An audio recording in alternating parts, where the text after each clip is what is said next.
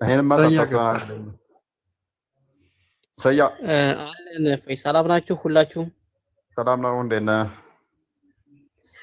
አለን አንድ ነገር በቅድሚያ ያው ትምህርት ላይ ለመማማር ሲባል በጸባይ ቢሆን ደስ ይለኛል።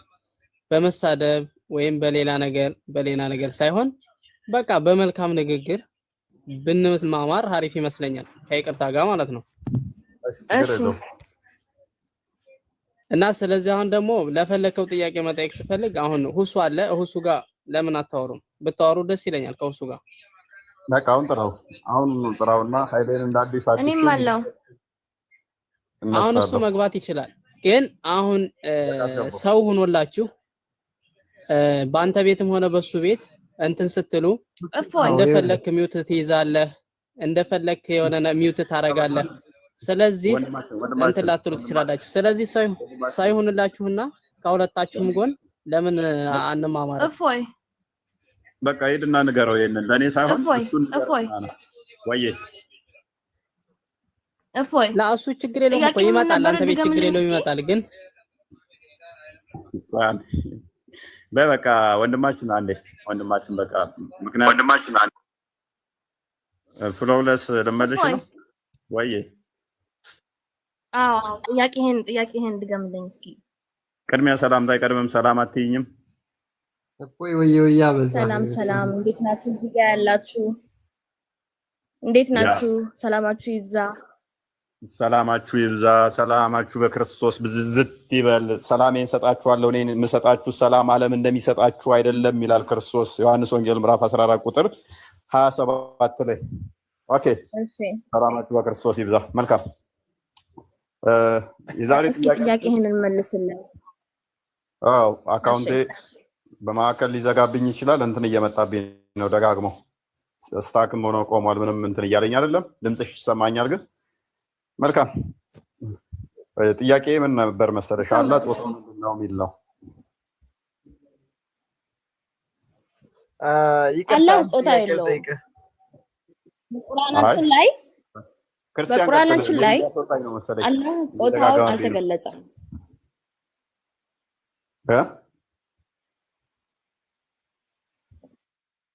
በቁርአናችን ላይ እንደ ሐዲሳችንም አንፃር እኛ በቁርአናችንና በሐዲሳችን ነው የምንንቀሳቀሰው።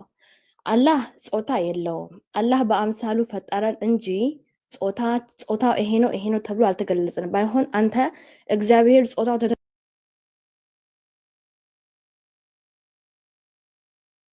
መልስስ ምንድን ነው? ተመልሻለሁ። ተመልሳለሁ። አሁን ተመልሰህ እያስወጣኝ ነው። አይደል ነው ሪፖርት ይሁን አካውንት ይሁን ምን አልሽኝ? ፍሎውለስ ማን ነው ስምሽ? ሰብሪና እባላለሁ። ሰብሪና ምን ማለት ነው? ትርጉሙን ማውቀው ነበረ ግን ጠፍቶብኛል። የተጠየቀው መልስ ሰብሪና ማለት ትዕግስት ማለት ነው፣ የአረብኛ ቋንቋ። መልካም ሰበር አድርጉ እንደማለት ነው ማለት ነው። መልካም እሺ፣ ምን ነበረ ምላሽሽን? አልሰማሁትም። ጥያቄህን መለስኩልህ። ምን ብለሽ መለስሽልኝ? አይሰማህም? አሁን ያው አስወጥቶ ነበር። እኛ አልኩህ እኛ ሙስሊሞች በቁርአናችንና ቁርአናችን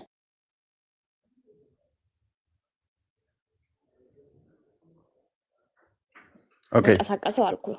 እኛ አላህ ጾታው አልተገለጸልንም። ሴት ነው ወንድ ነው ምንም የምናውቀው ነገር የለም። እኛ አልተነገረንም። ይሄ ባይሆን ፈጣሪ አላህ በአምሳሉ እንደፈጠረን እናውቃለን። አንተስ እግዚአብሔር ጾታውን ገለጸላችሁ ወይ የሚል ጥያቄ አቀረብኩልህ።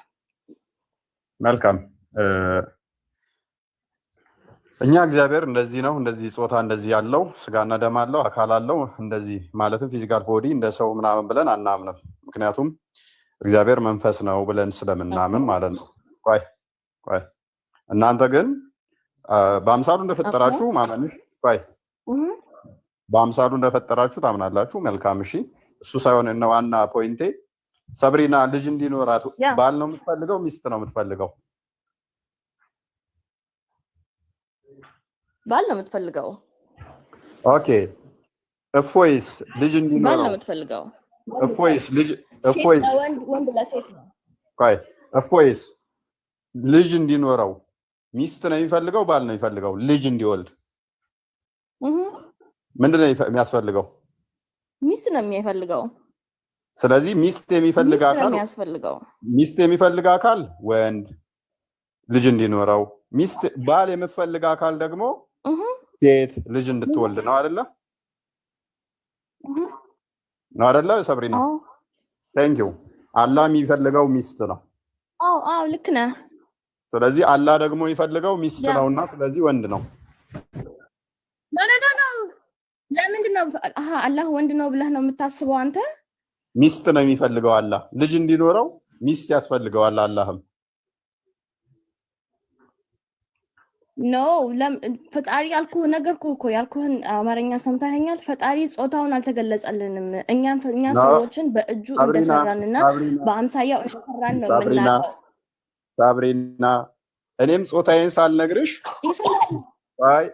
ሳልነግርሽ ልጅ እንዲኖረኝ ሚስት ከፈለኩ ምንድነኝ ስልሽ ወንድ፣ አንቺስ ምንድነው የሚያስፈልግሽ? ጾታሽን ሳልጠይቅ ወንድ ባል ነው የሚያስፈልገኝ አልሽ። አላህም ባል ልጅ እንዲኖረው ባል ሚስት የሚፈልግ አካል ወንድ ነው ሴት ብዬ ብጠይቅሽ ምንድነው ምላሽ? ልጅ ለመውለድ ባል ፈልጋለሁ ሚስት ፈልጋለሁ የሚል ወንድ ነው ሴት? እፎይ ማለት የጠየቀውን ጥያቄ ለራስህ ታውቀዋለህ? ገብቶሃል? ገብቶኛል። ልጅ መጀመሪያ ጥያቄ ፈጣሪ ወንድ ነው ወይ ሴት ነው ወይ ብለህ ጠየቀኝ፣ ነገርኩህ እኮ ሰብሪና። ይኸውልሽው አዳምጪ በደምብ። የማን ነው ሰብሪና? እኛ የፈጣሪ ልጆች አይደለም፣ እኛ የፈጣሪ ባሪያዎች ነን። አልወጣኝም ልጆች ነሽ ብዬ አላልኩም። ለምሳሌ እንደዚህ ብትይ እንደዚህ ቢል አንድ ሰው የሚያስተካክልክልኛ ይኸውልሽ ግልጽ ላድርግልሽ፣ እሺ ላቅልልሽ። አንድ ሰውን ሄደሽ ልጆች አሉህ ብትይው ያ ሰውዬ ደግሞ ሚስት ሳይኖረኝ ልጆች እንዴት ይኖሩኛል ቢል የሆነን አካል ሄደሽ ልጅ አለ አልሽ፣ እሱ ደግሞ ሚስት ሳይኖረኝ ልጅ እንዴት ይኖረኛል ቢል ያ አካል ልጅ እንዲኖረው ምን ያስፈልገዋል? ያ አካል ልጅ እንዲኖረው ምን ያስፈልገዋል? ያ አካል ጾታው ወንድ ነው ወይስ ሴት ነው? ያ አካል ወንድ ነው ሴት ነው? ወንድ ነው። ታንክ ዩ። ቁርአኑን ክፈትላት። አላህ እኔ ነገርኩህ እኮ የፈጣሪ ልጆች አይደለንም። እኛ ፈጣሪ ከሴት ጋር ተገናኝቶ የወለደን ልጆች አይደለንም። እኛ ፈጣሪ በአፈርና በውሃ ቀላቅሎ የፈጠረን ጭቃ ሰዎች ነን። ከአፈር የተፈጠረን ሰዎች ነን እንጂ ፈጣሪ የወለደን ሰዎች አይደለም። ፈጥረን ደግሞ ለባሪያነት ነው። አዳምጪ። አውቃለሁኝ በገማ ጭቃ ሱራ 15 26 ላይ ሱራ 15 33 ላይ ከገማ ጭቃ እንደተፈጠራችሁ አውቃለሁ። ደግመሽ አትንገሪኝ። እሱን ግን አንድ አካል ልጅ አለ ሲባል ሚስት ሳይኖረኝ ልጅ እንዴት ይኖረኛል ብሎ ካለ ጾታው ምንድነው ስልሽ ወንድ አልሽኝ። ቁርአኑ ላይ ሱራ 100 ነው። የፈጣሪ ልጅ አይደለሁም። እኔ ሙስሊም ነኝ። የፈጣሪ ልጅ አይደለሁም። እኔ የፈጣሪ ባሪያ ነኝ። እኔ የአላህ ባሪያ ነኝ። እህታችን ልጅ አይደለሁም። እህታችን አላልኩም እኮ ነው። አንቺ ልጅ ነሽ እኮ አልወጣኝም። ቁርአኑ ግን እንደዚህ ይላልልሽ። አዳምጪኝ በደምብ። አላህን ልጅ አለው ተብሎ ሲጠየቅ ሚስት ሳይኖረኝ ልጅ እንዴት ይኖረኛል ብሎ መለሰ። ስለዚህ ለአላህ ልጅ አላለም። የለም። ይሄ የለም። እንደዚህ ብሎ ሳይንስ የለም ብሏል። እንደዚህ ብሎ ሳይንስ የለም። ይሄ ከየትም ፎልስ የሆነ የተሳሳተ ኢንፎርሜሽን ይዘህ መጣ። ሰውን አትበክል ፕሊዝ። እፎይ ሰው በራሱ ነው የሚኖረው። ላይክ አሁን ሰው ሰርቫይቫል ላይ ነው እንጂ ያለው ሰው እንደዚህ የለም። እንደዚህ አይነት ሳይንስ የለም። አዳምጪኝ እሺ። አላህ ልጅ አለ ሲባል ሚስት ሳይኖረኝ ልጅ የለኝ እንዴት ይኖረኛል ብሎ ጥያቄ መለስ የለም ብለሻል። ይሄ የተሳሳተ ኢንፎርሜሽን ነው። አንብቢ። እኔ ይሄንን ውሸት የሆነ ፎልስ የሆነ ኢንፎርሜሽን አላነብምም አልፈልግምም። ባይሆን ይሄንን ጥያቄ መለስኩልህ በማውቀው አንፃር። ሌላ ጥያቄ ካለ ጠይቅ። ኧረ ሰብሪና አላነብልህም። ግን ሌላ ጥያቄ ካለህ መልስ። እኔ ሰብሪና አንብቢ። ምክንያቱም ይኸውልሽው የመቃብር ቅጣት ሊነካሽ ይችላል። ይህንን በማንበብሽ ራሱ ከመቃብር ቅጣት ልድኝ ትችያለሽ። ሌሊት ቁርአንን አውቆ አለማንበብ የመቃብር ቅጣት ያመጣል ብሏል ነብዩ። መቃብር ቅጣት ደግሞ መሬቱ ተጣብቃ ሌሊቱ ሙሉ መቃብር ውስጥ ስትቀጠቀጭ እንትን ትያለሽ ማለት ነው። ከሞትሽ በኋላ ሬሳሽ ይቀጠቀጣል። ከዚህ ሁሉ አንብቢ የመቃብር ቅጣት ከሚገጥምሽ። እሱ አንተ እኔ የምቀጠቀጠው አንተ ስላልከኝና ስላላልከኝ ሳይሆን አሁን እኔ የማውቀውን ጥያቄ መለስኩልህ። አንተም ሌላ ጥያቄ ካለህ አቅርብልኝ። ሰብሪና ይኸውልሽ ይሄ ክፍል እኮ ሜቢ ይኸውልሽ እሺ እንደዚህ እናድርግ። ቁርአን አለሽ እጅሽ ላይ? እኔ አለኛው ግን እኔ ይሄ ቁርአን የማውቀው አይደለም። ሐዲስ ነው የማውቀው። ቁርአን ትንሽ ነው የቀረው። ሐዲስ እንጂ ቁርአን አታውቂም? ሐዲስ ነው የማውቀው። ቁርአኑን ትንሽ ነው የቀራሁት። አልዋሽህም። ያ በማውቀው አቅም አውቃለሁ። ግን ይሄንን አሁን አንተ የምታመጣውን ትራንስሌተር እና ትራንስሌሽን እኔ ምንም የማውቀው ታሪክ የለም። በማውቀው መንገድ መለስኩልህ። አይሆን ሌላ አንተ ጥያቄ። እሺ ሰብሪና አዳምጪ። ያው አዳምጪ። እኔ ልንማማር ነው የመጣ ነው። እሺ ልስጥሽ መረጃ ልስጥሽ። ቼክ አድርጊና እኛ ከዋሸን ነገም ተነጎዳም ስለምታገኝኝ እናንተ ቀጣፊዎች ውሸታም። ፎሎ አድርጊኝ። ፎሎ ደግሞ አላደረግሽኝማ ነው አድርገሽኛል። ፎሎ አድርጊኝና ካላደረግሽኝ አድርጊኝና ነገም ተነጎዳም አንተ ውሸታም ትይኛለሽ ማለት ነው። እሺ ሱራ 6 ላይ ነው የሚገኘው። ሱረቱ አናም ይባላል። 101ኛው አያ ላይ ነው የሚገኘው። ከመቶ ጀምረሽ አንብቢው። አላህ ልጅ አለው ብለው ሲሉ አላህ ደግሞ ምን አይነት ምላሽ ሰጠ? ሚስት ሳይኖረኝ እኔ እንዴት ልጅ ይኖረኛል ብሎ ምላሽ ሰጠ። ስለዚህ አላህ ነሰሰርሊ ልጅ እንዲኖረው ሚስት ያስፈልገዋል ማለት ነው። አሁን ማለት ነው እኛ ሰዎች ልጆች ነን ማለት ነው። ነው አይደለም? እንደዛ ነው ያለው። አላህ የተረዳው እኛ ይኸውልሽው አላህ የተረዳው ምን እንደሆነ ታውቂያለሽ? ለግዴታ ልጅ አለው ሲባል ልክ አንዲት ኢትዮጵያዊ አንዱን ህንዳዊ እንደምታገባ አንድ ኢትዮጵያዊ ጎረምሳ አንዲትን ኢትዮጵያዊት ኮረዳ እንደሚያገባ እንደዛ ነገር ነው የተረዳው። የስጋዊ ጋብቻ አለ አይደለ? እንደዛ ነው የተረዳው አላህ ባልና ልጅነትን ራሱ ማለት ነው። እኛ የእግዚአብሔር ልጆች ብለን ስንል የጸጋ ልጅነትን ሰፈር ውስጥ ራሱ ያሳደገን ራሱ አባት መምህራችን አባት ፈጣሪ ወደዚህ ዓለም ሲፈጥረን ማለት ነው ሰው አድርጎ ነው የፈጠረን። ወንድና ሴት አድርጎ ነው የፈጠረን።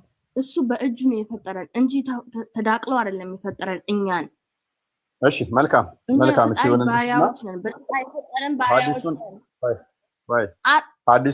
ወደ ሐዲሱ እንሂድ። እሺ አሁንም ሐዲስ ደግሞ ስለምትቀበይ አንዴ እብኑ ተሚያን አንዴ ክፈትልኝና ከዛ ደግሞ ወደዛም እንሄዳለን። ሁለት እንትን ብቻ ነው ያለኝ፣ በጣም ደክሞኛል። እዚህ ጋር ደግሞ ምን ይላል መሰለሽ እህታችን፣ ሜቢ አረብኞቹ ያለሽ ወይንስ እንግሊዘኛው ላይ እንሄድበት? በእንግሊዘኛው ሄደ። ኦኬ the messenger of God may God bless him and guarantee him peace said ያለ መልእክተኛ ወይንም እንደዚህ አለ፣ ሰላም በሱ ላይ ይሁን እና I saw my Lord in the form of beardless young man ጌታዬን ፂም አልባ ወጣት ልጅ ሆኖ with curly hair in green meadow ነብዩ ማለት ነው። ጌታዬን ፂም አልባ ፍሪዛም ፀጉር ሆኖ በአረንጓዴያማ ሜዳ ነገር ቦታ ላይ አይቼዋለሁ። ማን ያለው? የሙተሊብ የልጅ ልጅ የአብደላ ልጅ የሙስሊሞቹ ነብይ ሙሐመድ። ፈርስት ኦፍ ኦል ማለት ነው ቁርአን ነብይ መሐመድ አይደለም የጻፈው። መቼ ወጣኝ እኔ? ቁርአንን የጻፈው ክርስቲያን ሆኗል።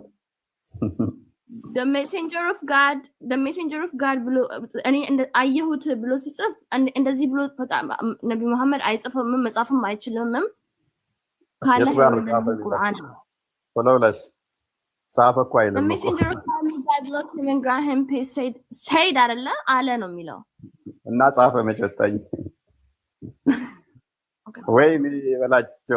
ወይኔ በላቸው ሐዲስ እኮ አለ ነው በቃ አሁን ደግሞ ስለዚህ ጻፈ የሚል እዚህ ውስጥ የለም አለ ነው ያለውን አስተላለፉልሽ ሐዲስ እንደዛ ነው አለ ነው የኔ እህት ስለዚህ አላህ ምን አይነት ነው ይለናል ጺም አልባ ወጣት ልጅ ሐዲስ አለ ከሆነ የእናንተ መዝሙር የእናንተ ስብከትስ ምንድነው ተባለ ነው ግን እዚህ ጋር ምንድነው የሚለው ተርጉሚልን እኔ አንቺ እንግሊዘኛሽ ደግሞ በጣም ነው ያምረው እኔ በመስኮት ነው የተማርኩት አንዴ አንብቢና ተርጉሚላቸው የት ጋር ከላይ ያለውን ጀምረሽ ቀደም ያነበብሽው The messenger of God, may God bless him and grant him peace. That means salamina kabul basu yisfa no. Said I saw my Lord in a form of beardless young man with a curly hair and a green meadow. Summary of the Hadith scholar ruling, authentic with chain of transmission. Oh, curly hair ሆኖ በሚዶዋ ምን እንደሆነ አላውቅም ቢርድለስ ጺም የሌለውና curly hair ሆኖ የሆነ ግሪን ጋርደን ውስጥ ነው ምናምን ውስጥ አየሁት ነው የሚለው ከየት ነው የመጣኸው ማን ነው ይሄንን ያለው messenger of God ማን ነው እሱ የሰውዬ ነብዩ መሐመድ ሰለላሁ ዐለይሂ ወሰለም አላህን ነው ያየው አይደለ በምን አይነት ቦታ አረንጓዴ ቦታ እሺ አረንጓዴ ሜዳ ላይ የሚሆን ጺም አልባ አላህን ማለት ነው ማንንም አላህን አላየውም ዋው ቴንክ ዩ ነብዩ ከመጀመሪያ ስናነሳ ነው ይሄ ተሳሳተ ኢንፎርሜሽን ነው እዚህ ጋር ያመጣው አላህን ማንንም አላየውም አንድ ጊዜ ነብይ ሙሳ አዳምጠኝ አንድ ጊዜ ነብይ ሙሳ ካላየሁ አለው ሆኖ ካላየሁ ያኔ እንደዛ ባለ እንትኖች ሲህር የሚሰሩ ሰዎች ሲመጡ ካላየሁ እነሱን ፈርተው ራቅ ያለ ጋራ ላይ ሲወጣ ላግኝህና አናግረኝ አለው ከዛ ሲመጣ ነብይ ሙሳ እሱን ማየት አልቻለም እና ፌንት ወጣ ከዛ ሲነሳ ደነገጠ ሰብሪና አንድ እዛ ጋር ነው ሌላ የተቀረው ደግሞ ማለት ነው ነብይ መሐመድ አንድ ጊዜ ነው በህልማቸው ያዩት እሱንም አላህን አይደለም ያዩት ሰብሪና ይሰማል ብርሃኑ አይታየም የሙሴ ታሪክ የተኮረጀ ነው መሐመድ ግን ያመጣው አላህ የሙሴውን ፈጣሪ ስላልሆነ ያው ሚሽካት አመሳቢ ላይም አንብቢው ሚሽካት አልመሳቢ 725ንም ደገመሽ በሌላ ሐዲስ ደግሞ What do the angels near my present disturb? I replied, no. Ara tarbiyu. Then he tarbiyu. Ara. ያንሸፍነው ሄድሽበት ተርጉሚው እየተረጎምሽ እንድንረዳ በጣም አፈጠንሽው ምንድነው እሱ ነው እኔ ፎርም እንትኑ ያነበብኩት ነው አልረዳው ነው እንዴ እየተረጎምሽልን እንጂ እኛ ደግሞ እንግሊዘኛ ገባንማ እኔ ውድ ቀስ ብለሽ እንዲገባና አድርገሽ ከስር ያሉት እንዲገባቸው ቀስ ያልሽ እየተረጎምሽ ቢዩቲፉል ፎርም ማለት ፈጣሪን በጣም በሚያምር ፎርም አየሁት እሺ አይታይም ብለሽ ነበር አዲስሽ ደግሞ አየሁት ይላል ነብይሽ ነው ያለው አይደል and he said okay አንድ አትነቃንቀው እኔ ከየት እንደምታመጣው እንደዚህ አይነቶችን by the way ሁሉም ትራንስሌተር ትክክለኛ ትራንስሌተር አይደሉም መልካም በሌላ አዲስ ላመጣልሽ እችላለሁ ይበቃሻል ይሄንኛው በሌላ ቆይ ይሄን ያክል እውቀት ካለህ ለምን እሱ ጋር ትገናኙ ማራው እሱ ጋር ናስቲ ፕሊዝ ጥራው ባይዘ እሱ ምንም ያውቀው የለም ከሱ የተሻለ እየመለስኩልህ ነው ተጠራለም በራስ ቤት እኮ አንተ እንደፈለክ ሚውት ትይዛለህ ታውቃለህ ኦኬ ወይ ሰብሪና ጥያቄ ያለሽ ልቀበልሽ በቃ ክርስትና ላይ እናንተ ምን ይገባችኋል እናንተ ምንም እኮ አይገባችሁም። አልገባ አላችሁ እኮ አላህ ሂጃብ ያደርግባቸዋል አሉ። እነዚህ ክርስቲያኖችን ሌላ እምነት የሚከተሉትን ማለት ነው ሂጃብ ያደርግባቸዋል። አይትና መስማትም አይችሉም አሉ። አላህ እንደዛ አላለም። እንደውም ከእናንተ ይልቅ ታውቃላችሁ የተባልነው እኛ ነን። ሱራ 7 157 ላይ፣ ሱራ 10 94 ላይ፣ ሱራ 16 43 እስከ 44 ላይ፣ ሱራ 21 7 ላይ አንቺ አይደለሽም ታውቂያለሽ የተባልኩት እኔ ነኝ ታውቃለህ የተባልኩት። ክፈትና አንተ ይሄንን ሁሉ አንብበህ ፈጣሪ መረዳት ካለህ ማለት ነው ዳም ማለት እኮ ነው። ወደ አንተም ካወረዳ በመጠራጠር ውስጥ ብትሆን እነዚያ ከአንተ በፊት መጽሐፍ የሚያነቡትን ጠይቅ። መጽሐፍ አለ፣ ድሮ መጽሐፍ ነበረ። ያ መጽሐፉ ደግሞ ምን መሰለሽ ጠይቅ ተባለ አይደለም? ይሄ ጠይቅ የተባለው ነብይሽ ነው አይደለ? ታንኪዩ። ካንተ በፊት የወረደው ደግሞ የተባሉት ዘቡርና ተውራት ኢንጂል ናቸው። የኢንጂል ባለቤቶች ደግሞ ክርስቲያኖች ናቸው። የኢንጂልና የተውራት ባለቤት ክርስቲያኖች ናቸው። ያ ተውራትና ዘቡር ኢንጂል የክርስቲያኖችና የይሁዶች መጽሐፍ ነው። እሱን ደግሞ ላሳይሽ። የኢንጂል ባለቤቶች ደግሞ ምን ተብለዋል? ጠይቅ እነሱን ተባለ። የመጽሐፉ ሰዎችን ጠይቅ ከተባለ ሱራ 5 47ን ክፈትልኝ። ሲጠይቅና እነሱ ምን ይሉታል ሚሉትን ላሳይሽ። እነሱ ደግሞ ምን አይነት እንደተሰጣቸው ምን ይላል አንብቢው። እኔ ምልህ ቆይ እኔ ከየት ነው የምታመጣቸው እነዚህ የተሳሳቱ ኢንፎርሜሽኖችን? የተሳሳቱ ትራንስሌተሮችን እኮ ነው የምልህ። ሰብሪና ይቅርታ አንዴ አላህ ባወረደው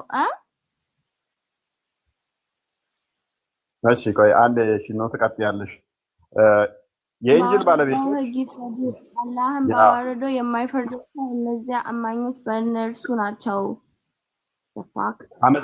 አማኞች ሳይሆን አመፀኞች ናቸው። ኦኬ እህታችን፣ ስለዚህ ነብይሽ ምን ተብሎ ተነገረው መሰለሽ? ማታ ከሆነ የመጽሐፉ ሰዎችን ጠይቅ ተባለ። የመጽሐፉ ሰዎች መጽሐፍቶቹ ምንድናቸው? ኢንጂልና ዘቡር ተውራት ናቸው። ሱራ 2 111 113ን ክፈትልኝ። እነኚህ ደግሞ ማናቸው? ክርስቲያንና ይሁዶች ናቸው። መጽሐፉ እኛ ዘንድ አለ፣ እኛ እንጸድቃለን፣ እኛ እንድናለን የሚሉ ናቸው። እነሱን ጠይቅ። መሐመድ ማያውቅ ከሆነ ማንን እንዲጠይቅ ነው የታዘዘው?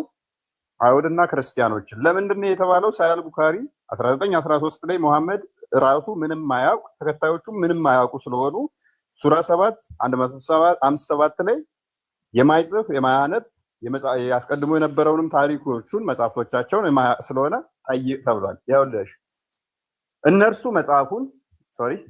መጽሐፉን የሚያነቡ ሲሆኑ አይሁዶችና ክርስቲያኖች መጽሐፉን የሚሉላል የሚያነቡ ክርስቲያኖችና አይሁዶች መጽሐፉን ያነባሉ። ስለዚህ የሚያነቡ ከሆኑ ደግሞ ያውቃሉ። ልብ በይ፣ በደንብ አስመርላት። እነርሱ ትንሽ እንትን በልልኝ፣ እኔ ብዙም እየታየኝ አይደለም፣ ድካምም እየተሰማኝ ስለሆነ ልብ በይ። ቆይ እነርሱ መጽሐፉን የሚያነቡ ሲሆኑ አይሁዶችና ክርስቲያኖች በምንም ላይ አይደሉም ይላል። መጽሐፉም የሚሉ የሚያነቡ ሲሆኑ 7 157ን ክፈትልኝ። አሁን ሙሐመድስ ያነባልን? ማነው የሚያነበው? ማንም ማንበብ አያውቅም እኮ። ማንም አያውቅም ትለኛለህ። የሚያነቡ ሲሆን እያለሽ ክርስቲያኖችና አይሁዶችን ሙሐመድ ደግሞ እንደማያነብ ላሳይሽ። እሺ አንዴ። ለነዚያ ያንን ልብ በይ፣ ለነዚያ ያንን እነርሱ ዘንድ በተውራትና በኢንጂል ቅድም አስቀድሞ መጽሐፍቶች እንዳሉ ጠቁመውናል። እነሱን ጠይቅ ብሎታል። እነሱን ታላወቅ ጠይቃቸው ያላቸውን ማንን? በተውራትና በኢንጂል ነው ብዬሽ ነበረ። ለነዚያ እነርሱ ዘንድ በተውራትና በኢንጂል ተጽፎ የማያገኙትን የማይጽፍና የማያነብ ነብይ የሆነውን ምን የማይል የማይጽፍና የማያነብ ነብይ የሆነውን ሳያል ቡካሪ 1913ን ክፈትልኝ። ምን ማይል መጽሐፍና ማንበብ የማይችለውን እርሱን ማን? እነሱን እንዲጠይቃቸው፣ እነሱ ደግሞ በያዙት መጽሐፍ እሱን እንዲዳኙት እንዲያስረዱት፣ እሱ ደግሞ ምንም ታላወቀ እሱ ብቻ ሳይሆን እናንተም ደግሞ 16 43 ላይ 44 ላይ ምን እንድትሉ እነሱን እንድትጠይቁ እንድትረዱ ያዛችኋል። ሉክ 1913 ላይ ሳያል ቡካሪ እንደዚህ ይላል። the prophet said we are an illiterate nation ምንድነን እኛ አለ? መሀይሞች ህዝቦች ነን። ማን ነው ይሄንን ያለው? ነብይሽ እንትን አድርገው ፎከስ አይደለም ራሷ ተቀጥለው አይሻ ይላል አይምን ሰብሪና ይላል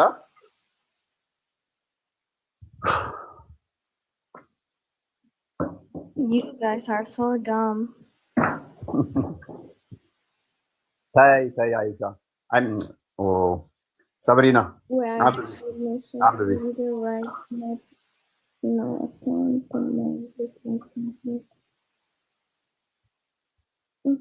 እሺ ተከታዮቹ ምንድናቸው? እሱ ምንድነው? እሱ ታችን ተርጉምልን።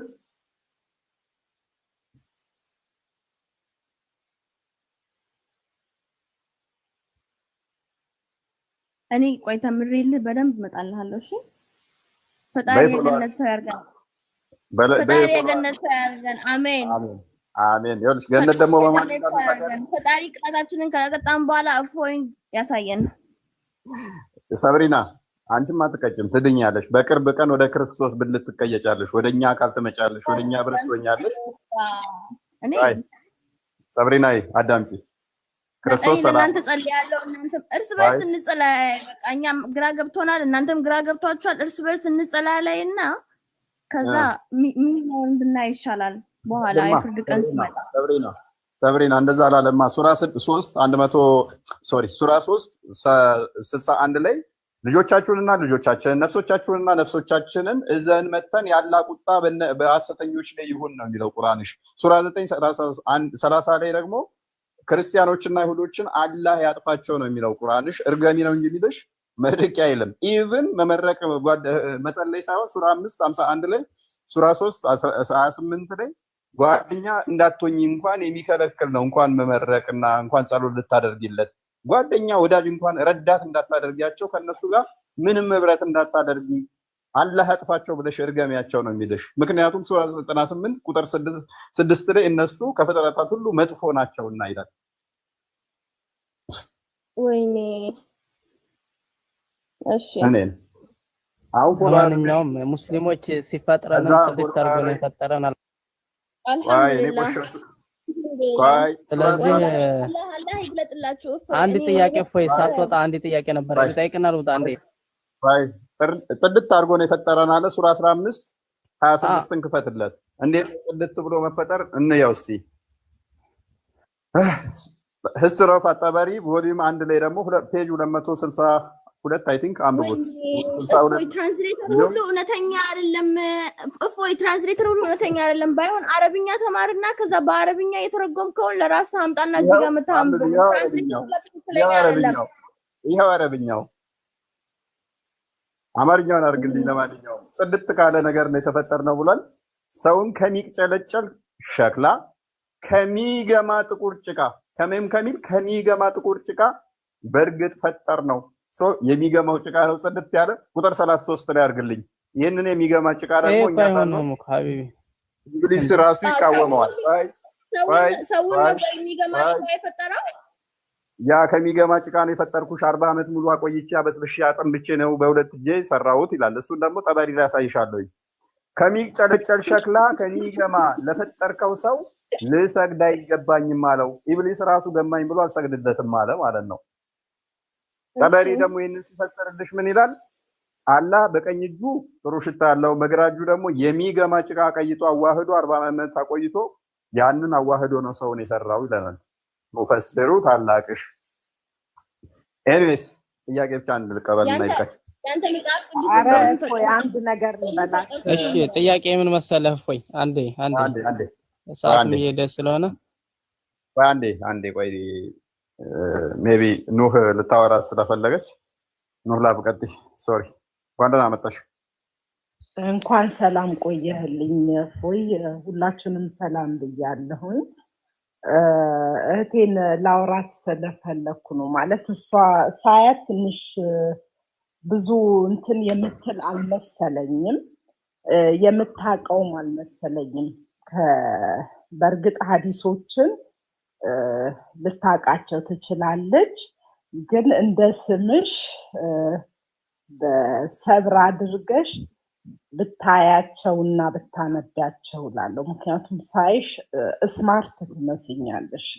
እኔም ከ2 ዓመት በፊት ከአንቺ የባስኩ አግረሲቭ ነበርኩኝ እና ቼክ አርጊ ሐዲሱንም ቁርአኑንም ሁሉንም ቼክ አርጊ ግድ የለሽም ሳይሽ ስማርት ቶሎ የሚገባሽ ይመስለኛል አንብቢው ሌላ ምንም ምልሽ ነገር የለም ቴንክ ዩ እሺ እቀበላለሁ ያ ሳምሪና አይ ቲንክ በደንብ አንብቢያቸው ፎሎ አርጊንና ስተት ካገኘሽ አንድ ፎ የተሳሳተው ካመጣሽ አዋርጊኝ አደባባይ ላይ መጥቼ በጭንቅላቴ ይኸውልሽ ቪዲዮ ከፍቼ በጭንቅላቴ ቆሜ ከዋሸው ከቀጠፍኩኝ እኔ ይቅርታ ጠይቃለሁ አንድ ስተት ሙሉ በሙሉ ውሸት ነው ሙሉ በሙሉ ይሄ የምታመጣቸው ትራንስሌተሮች እኔ ኬት እንደምታወርድ ባላቀውም ማለት ነው like most of them they are not right አንደኛ ሁለተኛ ነገር ደግሞ ማለት ነው ሰብሪና ፕሊዝ ቆይ አንድ ነገር ስተት ነው የሚባለው ማስረጃ ዞ መጥቶ ይሄንኛው ይሄ ነው ትክክል እንጂ አንተ ያመጣው ስተት ነው ማለትና መሞገስ ይቻላል እንጂ በጭፍኑ ስተት ነው ዘሆል ስተት ነው ካልሽ ቁርአንሽን ስተት ነው እያልሽ ነው የሆነ ቀን ላይ ሲገባሽ ስታነቢው ታፍሪበታለሽ እኔ ያልኩት ሆኖ ስታገኙ አይምሮ ካላችሁ ማለት ነው አይምሮ ካለላችሁ ላ አናፍርበትም እኛ ሃሌሉያ ፈጣሪ መንገዱን ይስጥ ፈጣሪ መንገዱን ያበረታታ ፈጣሪ ይግለጽልህ ይሄ እንደዚህ ጭፍን ያረገብን ጥቁር መጋረጃ ያንሳል አሜን ቻው ሰዎች ኢየሱስ ጌታ ነው በያንዴ ኢየሱስ ጌታ ነው አንዴ በይሲ ኢየሱስ ጌታ ነው ቱፓክ መላጣ ነው ያንቺ ይለያል የቱፓክ መላጣነት እኔ ያገባኝም ኢየሱስ ግን ጌታ ነው የጌቶች ጌታ ነው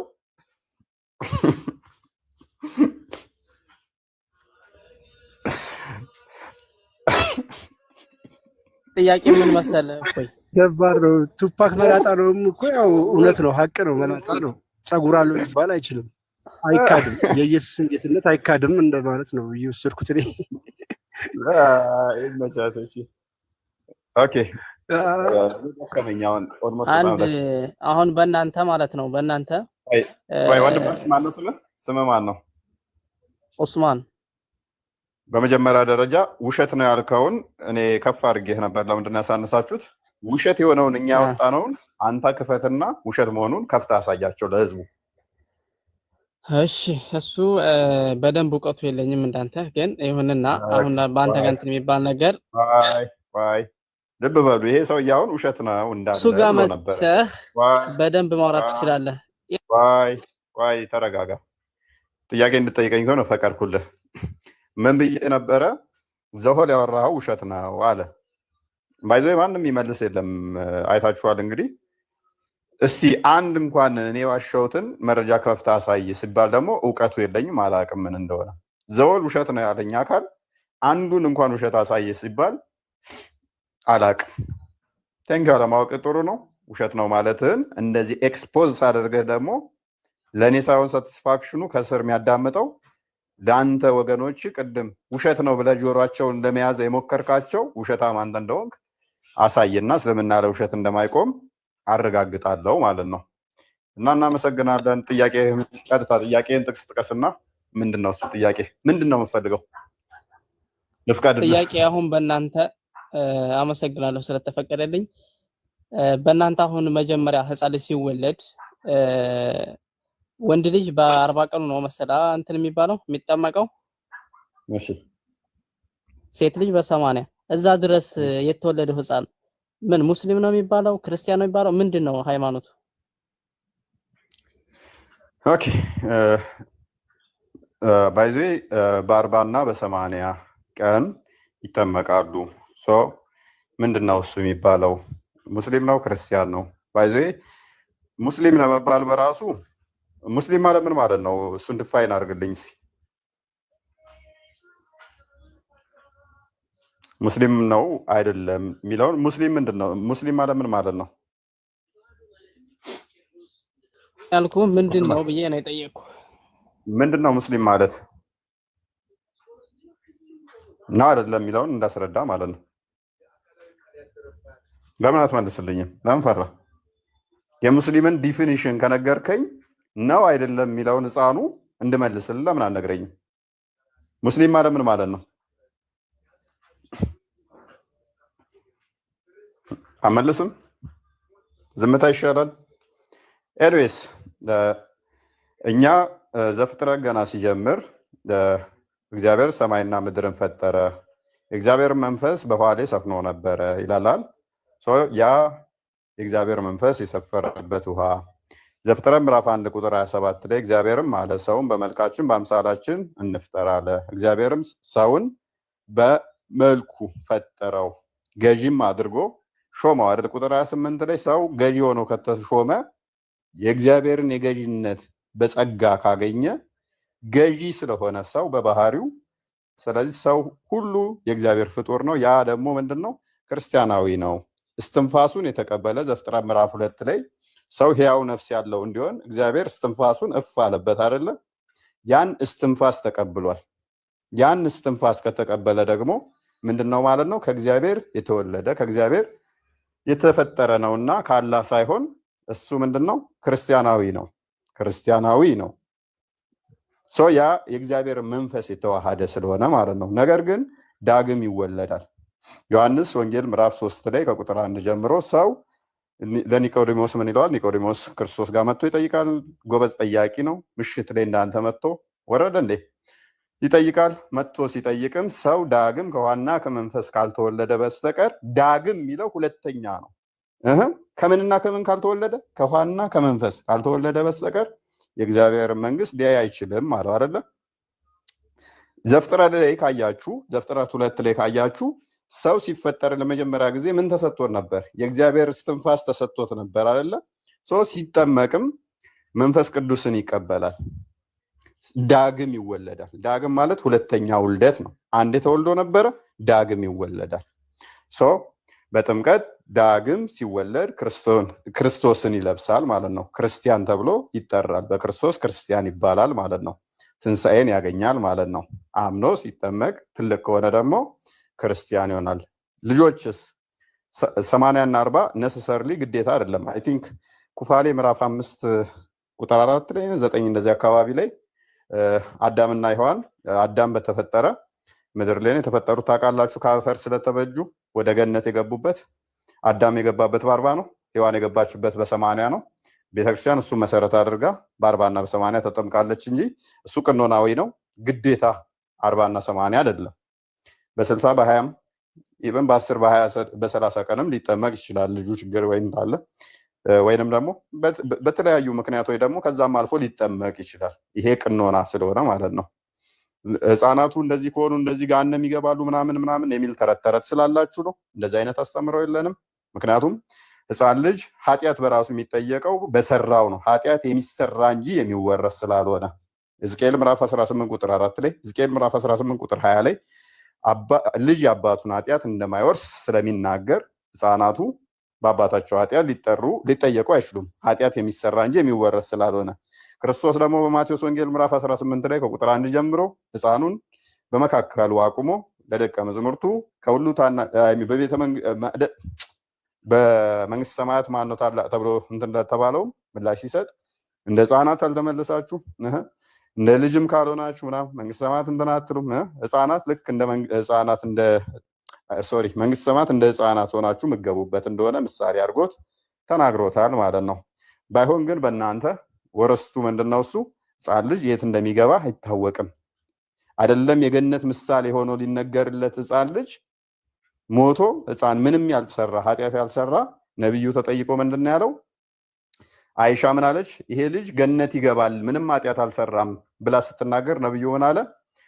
ተቃራኒም ሊሆን ይችላል። ምክንያቱም ገና ከመፈጠሩ በፊት አላህ ስለቀደረበት ከቀደረበት የገሃነም ሊሆን ይችላል። ምክንያቱም አላህ ሰዎችን ለገሃነምና ለገነት ስለፈጠረ ሱራ 7 158 እስከ 159 ላይ ሱራ 7 178 እስከ 79 ድረስ አብዛኞችን እሱ አጣሞ ገሃነም ስለሚከታቸው ማለት ነው። ገና ሲፈጥር በአዳም ጀርባ ውስጥ በአዳም እንትን ውስጥ አሉ ሚሽካት አልመሳቢያ 119 ላይ የአዳምን ጀርባ ትከሻውን ቀኙን መታ አድርጎ የወጡትን ዝርዮች ነጭ ነበሩ ወደ ገነት ግቡ ይላቸዋል።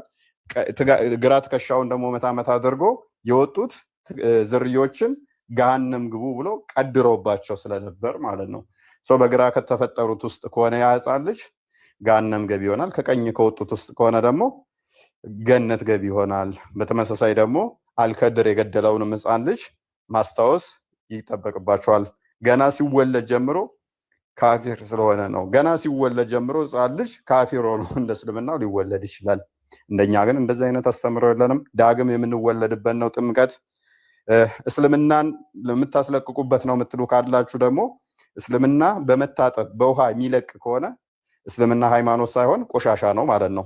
ሱራ 15:26 ላይ በተመለከትነው መሰረት በገማ ጭቃ ስለተፈጠራችሁ ያንን የገማ ጭቃ እያስለቀቀብን ነው ብላችሁ የምታስቡ ከሆነ ምንም ልንረዳችሁ አንችልም ማለት ነው፣ በውሃ የሚጠፋ ከሆነ። ኤኒዌይስ እና ይሄን ይመስላል። አይበቃችሁም እናንተ ሰዎች? ቃልዮት ያሰማል ነው። እግዚአብሔር አምላክ ይጠብቅህ። እናመሰግናለን። ብንተኛስ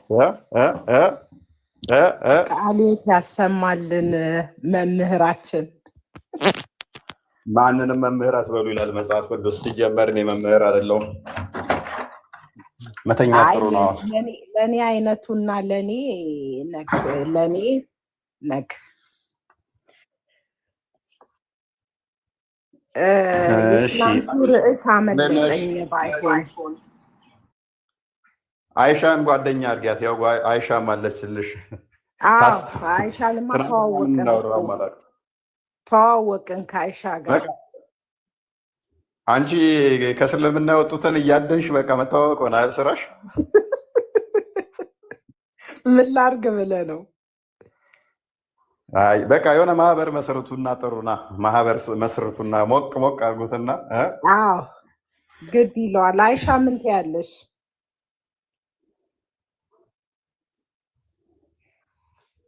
ስራ ላይ ናት መሰለኝ። ምልክ ነገር ትላንት ስለ ቀብር ሰላም ናችሁ? እንዴት ነሽ? እግዚአብሔር ይመስገን ሁሉ ሰላም፣ ሁሉ ሰላም ነው። አለው ትላንት ስለ ቀብር ቅጣት ነበር ውይይታችሁና እኔ ስራ ቦታ ሁኜ ገባ ወጣ ነበር እያልኩ ሳዳምጥ የነበረውና በፊት ቀብር ቅጣት ላይ ከሪምና ሙንከር ይዘው የሚመጡትን ጎራዴ እያሰብኩ ይዘገንነኝ ነበር እና እሱን በደንብ መስማት ፈልጌ ነበረ። አልተመቸኝም፣ ብዙ መስማት አልቻልኩም። ጆሮአችሁን በመዶሻ በሁለቱም ጆሮ ማሜ ይመቸው መቃብር ውስጥ በሁለቱም ጆሮአችሁ በመዶሻ ይቀጠቅጡታል እንዴ? ከሪምና ሙንከር እኮ ይዘው የሚመጡት ሰይፍ እንዴ በጣም ከባድ ነበር ማለት ዳዕዋ ሲደረግ ከሪምና ሙንከር መተው የሚጠይቁት ከሁሉም በጀመሪያ እንትን ሰላትና ሁለት ነገር መሰለኝ የሚጠይቁት እና እሱን አሳምሮ ያልመለሰ ወደ ገሃነም ዘካ ብዙ ስለሰጠሽ ችግር የለውም ይጣጣልሻል።